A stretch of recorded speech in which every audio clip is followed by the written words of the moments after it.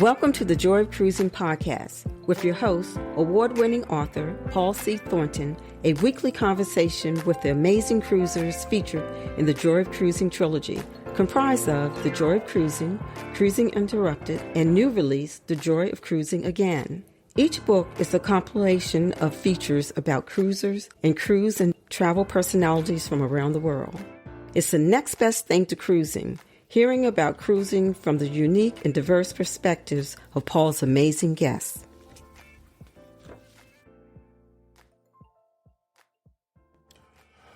Hello, passionate cruisers. This is Paul.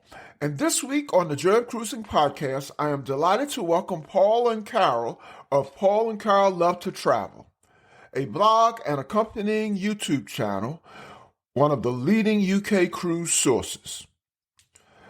As mentioned in earlier podcasts, I like to say to the cruise personalities I write about in the books that we are forever connected. Many years from now, their friends and relatives will be able to read about them in a book written by me.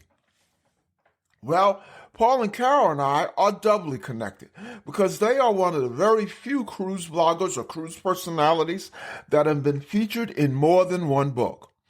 They first appeared in The Joy of Cruising in a chapter called Cuba Cruising, which chronicled the experience of three diverse couples, two from the U.S. and Paul and Carole from the U.K., cruising to Cuba prior to Cuba being cut off as a destination for U.S. travelers.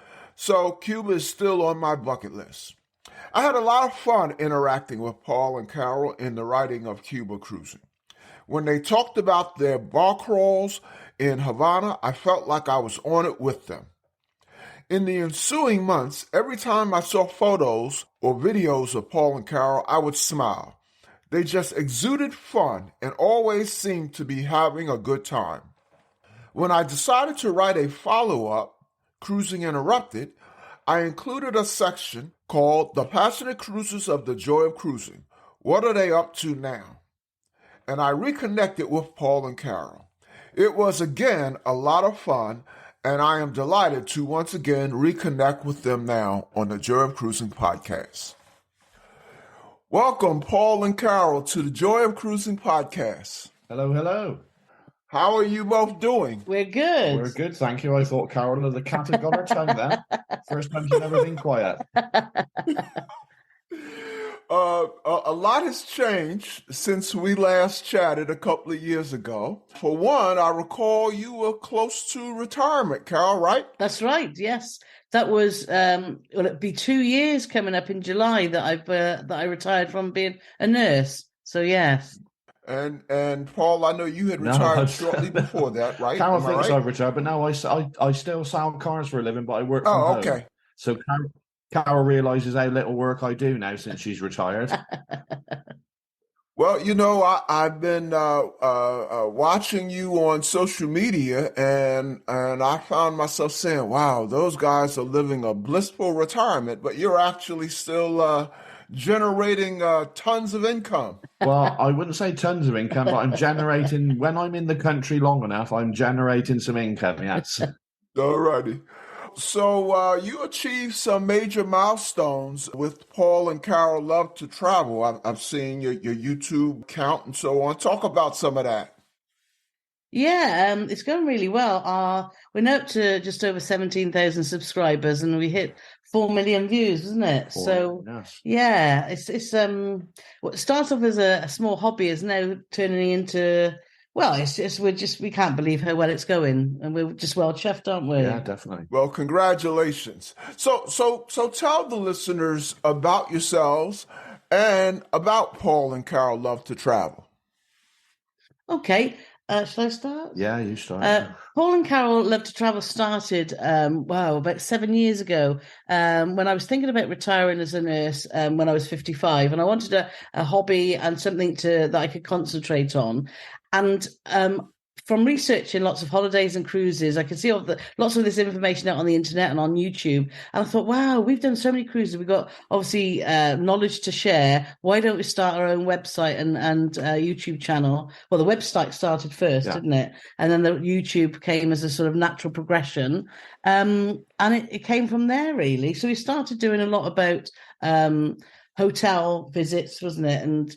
And all the cruises that we were doing then, and obviously it's built momentum as we've had more freedom and time to cruise more since I've retired, and we have gone a bit mad the last couple of years since we've been able to go back cruising because we were all missing it so much, weren't we? Definitely. Mm-hmm. So yes, it's going really well. Now, if I recall, long before Paul and Carole Love to Travel, Carole, you actually worked on a cruise ship. That's right. Yeah. Going back to the early 90s. So that was, I worked first on Celebrity Meridian. I don't remember the name then. A very old ship that eventually sank, actually. It caught fire and sank. Thankfully, I wasn't on board. It sank. I was going to say it sank. What did you do? Nothing. There was Her nothing. cooking hasn't got any better. And then I was on a nurse on Celebrity Horizon and it lasted for just over 2 years. A fabulous experience, but it made me want to obviously cruise when I was older. But then cruising wasn't so accessible as it is now, and it was when you're younger, we didn't have the money to be able to do that. So, but now that we're in a position where we can't get enough of it, can we? That's right. So now, Cruising Interrupted, you actually were in 2 books. Of course, The Joy of Cruising, doing your Cuba Cruising pub tour, and then you... Yeah, that's right. And then you were in Cruising Interrupted. So Cruising Interrupted came out during the cruising lockdown. How did you guys spend your time during lockdown?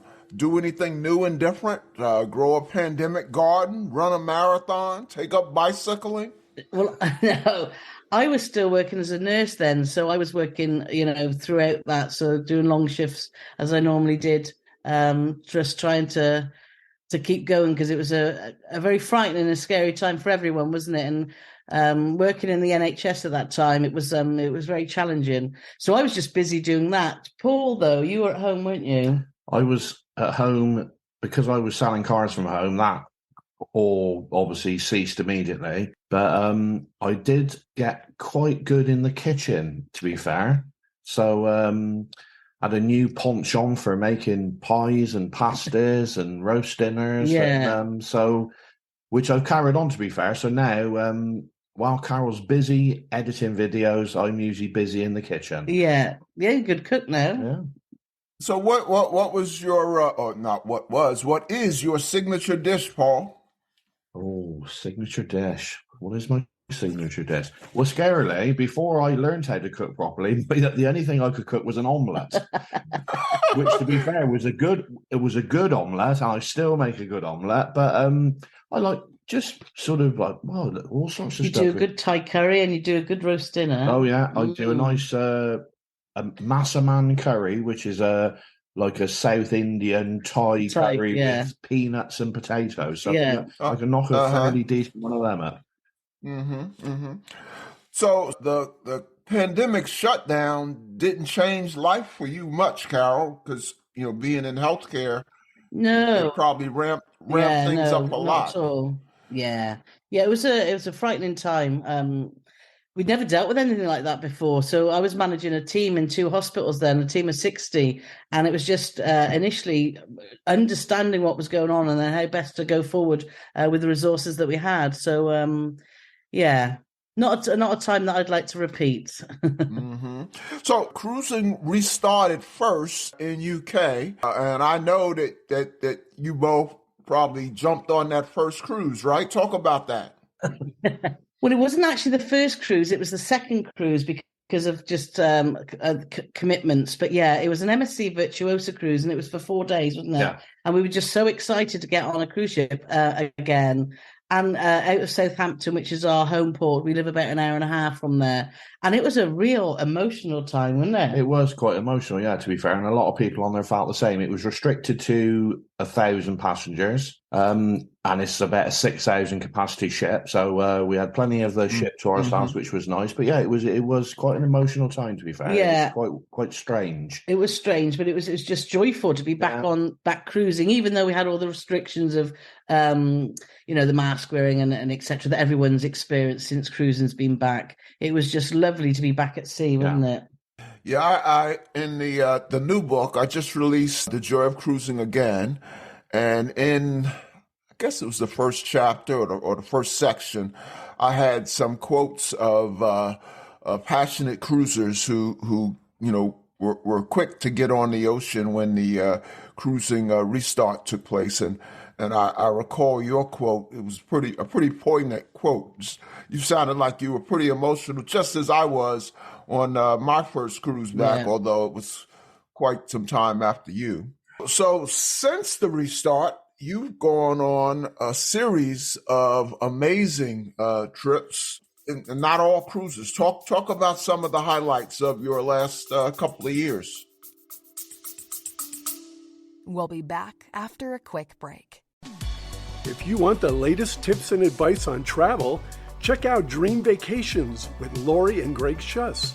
We bring you the travel experts from ocean and river cruising, land tours, terrain vacations, all-inclusive resorts, and even luxury villa rentals.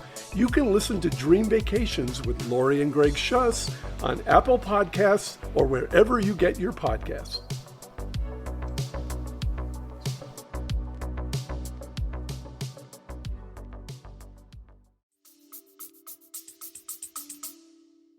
Well, did a count up yesterday, and we've done 24 trips since the lockdown, which is crazy when you think about it. Since the lockdown, 24? Yeah. That's more than I've ever done, and I've been cruising for 30-something years. We have to slow down, otherwise we're going to run out of all our savings. But But we did go a bit mad, but our highlights really, there's been so many. We really love Cunard cruising. So we've done quite a few Cunard cruises, haven't we, which we've been thoroughly enjoying. We did Celebrity Beyond, which we absolutely adored. We did a very interesting cruise to Australia with Azamara, which that had a lot of highs and lows, didn't it? So that was a bit of a bumpy ride. But going to Australia was one of our bucket list itineraries that we wanted to do. So that was just amazing, wasn't it? And we had some land-based holidays too. We went to Spain, and then we went to Antigua for a Caribbean holiday. And we did our first ever river cruise. Yes, we did. And since then we've done, which quickly became 2 river cruises. Yeah, because we love that. Even though it's very different from ocean cruising, it was really good to see a lot of cities in Europe in a short space of time. And we did another variation on the cruising when we did Sail Croatia, didn't we? Which is another small ship experience, which was all around the Croatian islands, and that was just stunning. Well, just in what you just described, you just named cruises that are on a lot of folks' bucket lists. Australia, river cruises, both of those are on my bucket list. I think I'm going to do a river cruise in 24. A lot of people can't wait to get on Celebrity Beyond. Now, that's the one thing that you've done that I did. In fact, I did Celebrity Beyond. I read and saw your videos, read all of your blogs and saw your videos before I got on Celebrity Beyond. So that's the one I can talk about that we have in common. So say some more about that. Celebrity Beyond, it was our first experience of the Edge class ship. We'd previously done a short cruise on Celebrity Eclipse, many years ago. And just as soon as you've seen the ship, just the shape of the ship, you thought, oh my God, this is going to be something different. And as soon as you walked on, it was just, we kept walking around and going, oh my God, wow. It was a ship that really, in so many ways, sort of blew our minds. Fantastic. Yeah. And it's inside and outside. The outside space, the sunset bar at the back, which was it Nate Burgess who he designed that he'd done a lot of stuff with when Oprah was still on normal TV. I know she's got her own channel now, and he did a lot of stuff with her, and he's designed all the sort of Moroccan style sunset bar, and we spent so much time there. It was beautiful. It was fantastic. Yeah. The theatre with the massive LED screen was just it was just shows that we'd never seen anything like before. It was absolutely bonkers. And Eden as well, wasn't it? Eden, the venue where they put on sort of acrobatic shows. The entertainment just was very diverse, and we loved that, didn't we? Yeah. Beautiful ship. Mm-hmm, mm-hmm. Now, was that a Mediterranean cruise? Yeah, we did it around Italy, wasn't it? Yeah, France and Italy, which was beautiful. Yeah, that's what I did before the Beyond came over to the States. I went over to Italy and did a med cruise. So Yeah. yeah, that was wonderful. Say something about get me excited about river cruising. We've just been on a cruise with some Canadian bloggers who we've known online for about 12, 18 months, and they have just come over to Europe. And I think what excites a lot of people who are not from Europe is to get to see lots of famous European cities in a very short space of time. And because they're quite close together, joined by the river, most of the sailing's at night.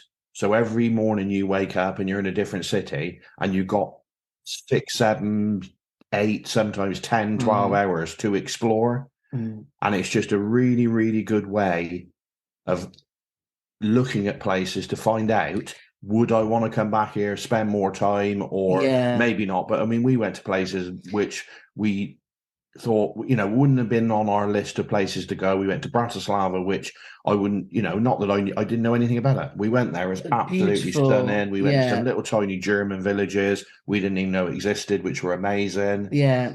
We've seen Vienna, we've seen Budapest, all in one trip. So I think if you're looking to explore Europe and you want a way of covering a lot of ground in a short amount of time, then I think the plus thing of that is the ships normally only hold about sort of 150 to 200 passengers, which is great because you never feel crowded and there's lots of outside space if the weather's good.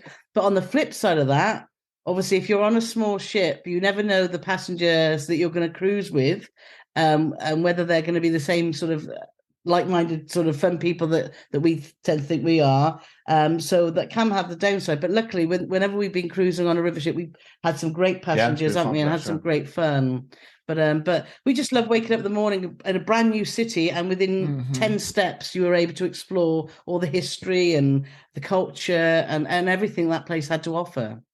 A mix of European and U.S. passengers, or was it mostly European passengers?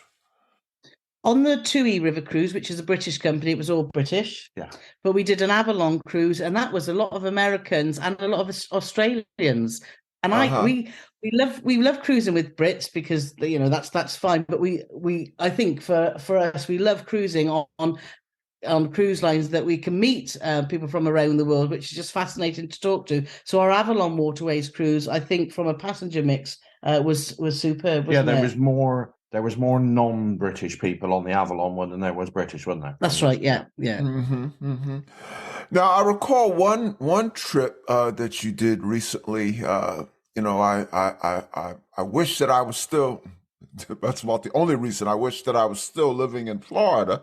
When I interviewed you for the previous 2 books, I was living in Florida, and I saw that, but I've moved from Florida now, but I saw you were recently in Florida. And, when I saw that, I said, if I was there, I would catch up and at least, go to dinner with Paul and Carole. But talk about what brought you to Florida and how you enjoyed that. Because you did it sounded like you did a partial cruise and land vacation. We did. We started off in Miami, which we'd never been before, and spent 3 nights there, which we thoroughly enjoyed. And then we did our first Carnival cruise because we'd heard so many things about Carnival, and it's very unusual to get from England to get a Carnival cruise. They had to start to come in here out of Dover on one of their older ships. But we wanted to try one of their newer ships, and Celebration was going out of Miami. And also another cruise line we wanted to try was Holland America. And it just happened. We've got a great travel agent called Dan, and he just said, well, actually, the dates would match up. There's Carnival Celebration going out of Miami. You can get straight off that, go straight to Fort Lauderdale and get on Holland America. And we thought, oh, my God, that's going to tick all the boxes and save us flying out again to try, two completely contrasting cruise lines, because Holland America's far more traditional cruising. Yeah. We could compare it slightly to Cunard. Not so traditional as Cunard, but has elements where Carnival is just obviously a party ships that's obviously well known to the American market, isn't it? But not so well known to the UK market. And that was just fabulous. We had so much fun. It was brilliant. It was mad, but it was a good mad. Yeah. So talk about Celebration. Did you ride the roller coaster? We tried. I had it booked. Well, I tried. I booked for Carole, and then she chickened out. I did chicken out. I'm not very good with heights. We turned up for our booking, and they closed it because it was too windy. Yeah. I booked it the next day. They closed it again because it was too windy, and then I booked it again, and they closed it because it was too windy, and then we had to get off. Yeah. So, so the biggest tip we've got for that is book your ride on a port day. Yeah. Don't book it for a sea day. So the upshot is no. I haven't been on Celebration, but I was on its sister ship, Mardi Gras, and I wanted, Right. I took my granddaughter for her 13th birthday, so I wanted to get on the roller coaster with her, but I did a lot of research online because I don't like roller coasters. I mean, and it's not an age thing. I haven't liked roller coasters from when I was young, and so I did a lot of research online. And I said, "Well, is the Bolt roller coaster, anything? Does it have the big dips like a regular roller coaster?" And everyone assured me that it was fine. What they didn't tell me was how fast it was, and my granddaughter drove or steered or whatever controlled the speed, and she was a speed demon. So it was a very short ride, but it was fast. Yeah. Yep. Did you Yeah. did you try Emeralds on Celebration? What are some of the things you did so I can think about what I did on Mardi Gras, because I loved that trip. Yeah, Celebration. We thought the entertainment was absolutely fantastic. With that, we liked. It was very interesting because it's the same class of ship that Iona, the P and Iona that goes out of the UK a lot, which we've been on twice, and it was really interesting to see how Carnival had used the space in comparison to P and Iona, and we much preferred what Carnival had done because they're huge, sort of what they call centre stage, where they have a lot of their entertainment.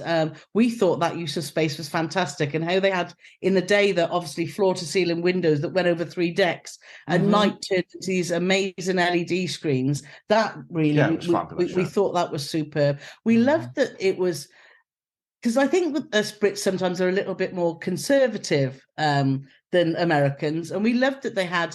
First of all, I thought, well, is it going to be a bit cheesy? They've got this fun squad on board that are going to be loud and organising all this partying. But you know what? It was brilliant, wasn't it? The atmosphere around the ship was fantastic. For me, I think even though the ship is a huge ship, you could still find pockets of small areas that felt quite intimate. So you could find, for example, if you wanted to just listen to some music, a lady playing a guitar or a pianist, or they had a fantastic Havana club, didn't they, that held about 100 people. So at nighttime, if you wanted to go to the big shows or the comedy club, we've never seen a comedy club on a cruise ship before. And that was a first for us. And we really enjoyed that, didn't we? Oh, I love Carnival's comedy. In fact, when I went on Mardi Gras, there were 4 comedians. Now, I've been on a lot of ships with a comedian, but I've never been on a ship that had 4 different comedians, and they were all good. Yeah. We saw, there was definitely 3 or 4 when we were on there, but we saw the same one twice, but he did 2 different shows, which was Percy Cruise 2. He was good. And there was a lady, I can't think what her name was, but she was really good as well. But everybody, the standard was excellent. Really good. Yeah. Really, really good. On your cruise, do you remember if there was a gentleman by the name of Billy D. Washington? No, I do know who Billy D. Washington is, but no, he wasn't on there. I was looking at me blankly, but no, I am familiar with Billy D. Washington's work, but no, he wasn't on there. Yeah, I met him, but not met him. I saw him on Mardi Gras, and then subsequently we connected, and I actually did a podcast episode featuring him. So Yeah.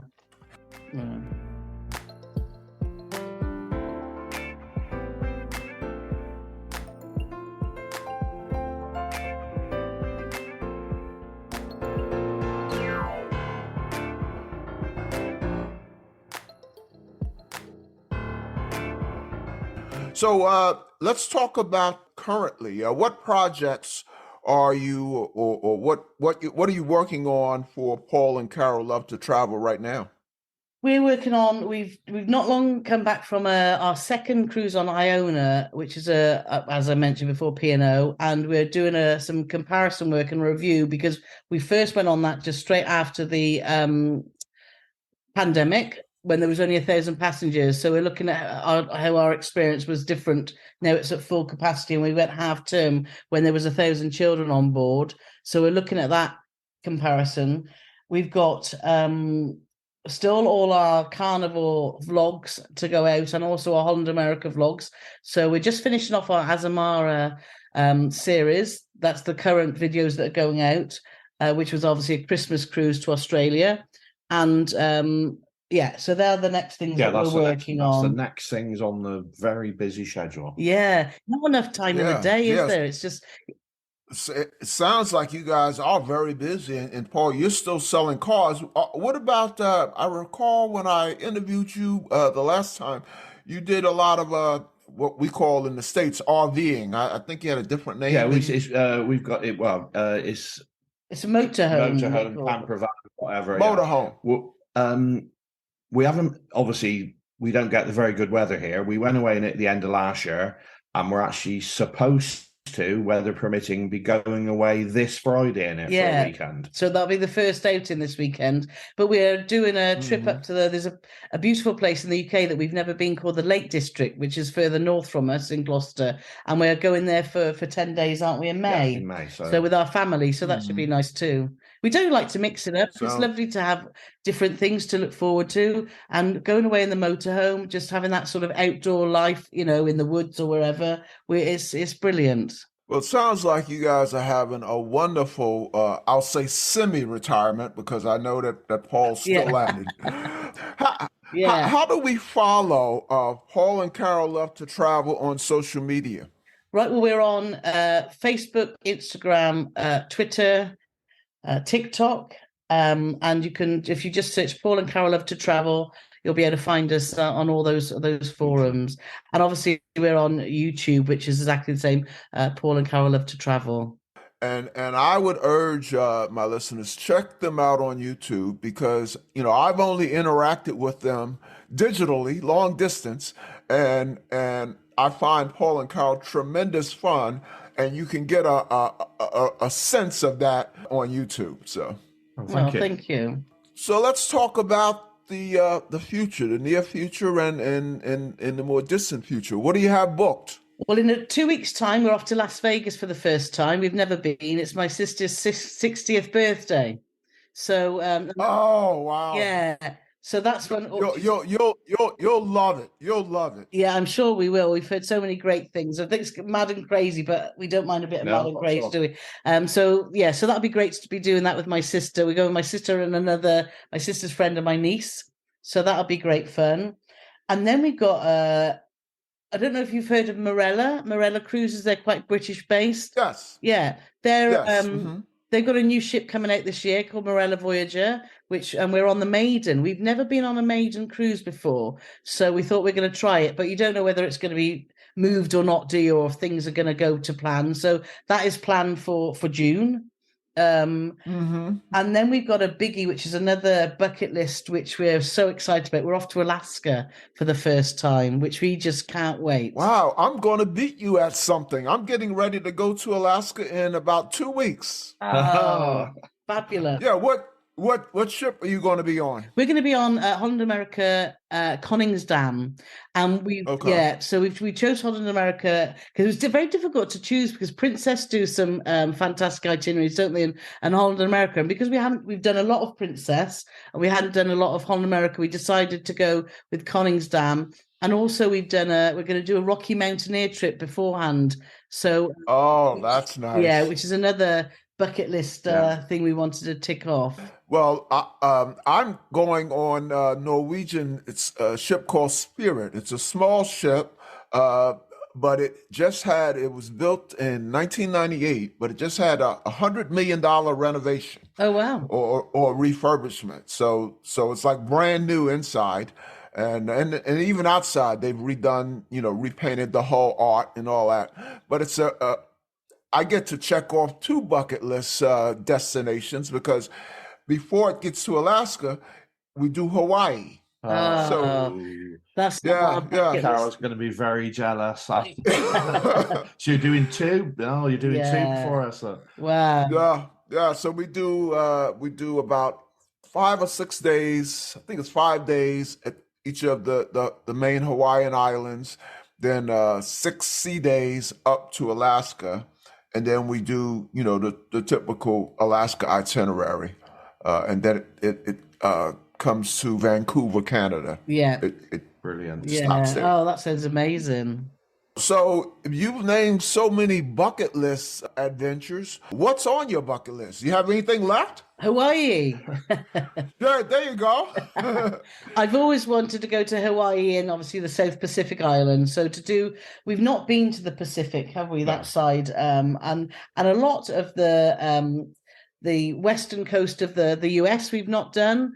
We haven't done a lot of US periods, have we? No. So that's on that'd be our next. And New Zealand. And yes, and we went to Australia and we decided that we would concentrate on doing more of Australia, not do New Zealand at the same time, so that we could then go back hopefully at some point to do New Zealand as a standalone, because that's another place that is on our bucket list. Well, that sounds like a wonderful bucket list, and I'll be sure to tell you all about Hawaii. I finally can tell you about something rather than getting bucket list ideas from you. Exactly. So before we let you go, a couple of what I hope are fun cruise questions, and then perhaps an oddball question has nothing to do with cruising. So first, the first cruise question. This is kind of standard. I'm just trying to get some ideas. What's your favorite cruise drink and cruise food?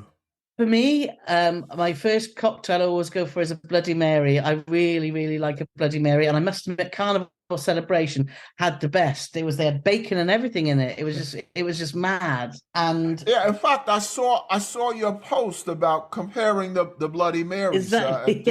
Yes, I remember that. She tried a lot. I did. She did a lot of research. I did. Drink like a lot of research. Exactly. My standard sort of drink is a British cider called Thatcher's Gold, which I couldn't get on any of the cruises we've just been in on Miami. But other than that, I do like a mudslide. So I've heard of a mudslide, but the British drink, what's in that? It's cider. It's like an apple based. I think one of the well-known American ones is called Angry Orchard. Oh, okay. And it's like an apple. Okay, yeah. so one of those alcohol-based ciders. Yeah. I mean, in England, we've got tons and tons of different ciders. It's I think probably England produces more than most countries, but my favourite one is called Thatcher's Gold, which is from Somerset, which is then about 2 counties across from where we live. Exactly. And food-wise, we both love Asian food. So we're often, when we're cruising, we'll find out if there's a specialty restaurant that's got an Asian fusion sort of theme, or if there's any buffets with it, whether it be Indian, Japanese, or that sort of Chinese. We love spice, actually, don't we? Yeah. We really enjoy some spicy food. I think you're the same. Yeah, totally. We did when we've just come off Holland and America. We did tamarind, which is the Asian fusion, and that was excellent, fantastic. Azamara do amazing Asian buffets, which we thoroughly enjoy. But yeah, that's always what we seem to migrate to as our number one choice. Yeah. What's your most memorable or most outlandish or even most embarrassing cruise or port experience? Well, mine's quite an easy one, which Carole just keeps reliving on social media. We did a cruise last year called Electric Sunsets, which is like it's like a music festival but on a cruise ship. And last year the 2 eras were the 90s and the O's. And one of the nights you had to dress up as a 90s icon. So I went as Britney Spears. I've actually seen a picture of that, and I might use that picture to promote this episode, if that's okay with you. Yeah, no problem. We can send that. Yeah, it is a bit scary. Shows my pain can live on. So mine really, I've not dressed up as anything like that. But I think when you say memorable, when we cruised into Sydney on Azamara for the first time, and we seen the bridge and the opera house, to me that was like one of those goosebump moments. It was just magical. It was a little sludgy, it was a little bit drizzly, wasn't it? But still it was like seeing those things that I've dreamed of seeing all for many years, and that was pretty magical. A bit like how we felt when we went to Petra, wasn't it? Yeah. When you walked through the canyon, I don't know what you call it, and you've seen the first glimpse of the treasury. You know, there are sort of special moments that we've been able to experience through cruising, which has been amazing. Finally, you have a large following, and welcome to the Paul and Carole Love to Travel fans who are listening. Share one thing that my listeners and your fans don't know about you. You go first. Ooh. I've led quite a sedate life, really. When I was 20 years old, I was part of a team that won the British Tug of War Championship. So what is the British Tug of War Championship?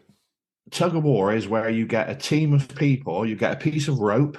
Anybody who's watched Squid Games on Netflix will know what tug of war is, but ours wasn't quite so ruthless.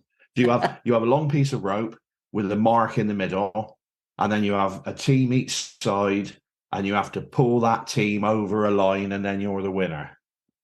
So they did a version of that on Squid Games, which ended badly. And you won. You won the national championship. We were British champions. Yes. Wow. I haven't been a British champion and everything, but I did go to school with J.K. Rowling, who wrote all the Harry Potter books. Yeah. So I didn't know her at all, which is sad because that would be nice to have known her. But yeah, she was in the same school as me. So growing up. She probably was an A student in creative writing. Yes, I'm sure she was. I wasn't. Well, Carole, Paul, it is so good to get to chat with you again and to see you, although they won't be able to see you on the podcast. Thank you for coming on the Joy of Cruising podcast. You know, I consider you leaders in the cruising community, and so I know you're going to be doing great things. Just hearing your bucket list, I know you're going to be doing great things. So I am sure that we would like to have you back, if you'll come back sometime in a not too distant future. That sounds fabulous. Thank you for having us here. That's great. We feel very privileged, so thank you so much. And thank you for being in 2 of my books. As I've said to people who've been in the books, we're forever connected. So we're especially forever connected because you've been in 2. So, yes. Thank you. Continued best wishes to Paul and Carole Love to Travel. And as they say, I'll see you on the ocean. The Joy of Cruising and Cruising Interrupted, each $16.99 plus shipping, and new release, The Joy of Cruising Again for $18.99, can be ordered at the link on thejoyofcruisingpodcast.com. For each of the 3 books, use the discount code Joy of Cruising Podcast and get $4 off. The Joy of Cruising books are also available at Amazon. Order the ebook at Amazon or your favorite online retailer. Stay in touch by joining the Joy of Cruising Podcast Facebook group or following the Joy of Cruising Podcast on Instagram. We're constantly adding new shows. Please leave a review and tell a friend about us. We hope you enjoyed this brief escape to the ocean. See you next week.